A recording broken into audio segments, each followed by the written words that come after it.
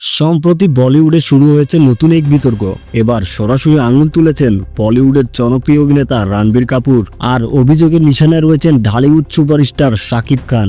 এক সাক্ষাৎকারে রণবীর কাপুর দাবি করেন তার 2023 সালের সুপারহিট ছবি এনিম্যালের কিছু দৃশ্য এবং স্টোরি লাইন নাকি হুবহু কপি করেছে শাকিব খানের নতুন ছবি বরবাদ। রণবীরের দাবি দর্শকদের বোকা বানানো হচ্ছে এবং বলিউডের কাজের প্রতি এই ধরনের অবমাননা মেনে নেওয়া যায় না। অন্যদিকে শাকিব খান বা বরবাদ টিমের পক্ষ থেকে এখনো কোনো আনুষ্ঠানিক প্রতিক্রিয়া মেলেনি। তবে সোশ্যাল মিডিয়ায় শুরু হয়ে গেছে চরম আলোচনা আর বিতর্ক।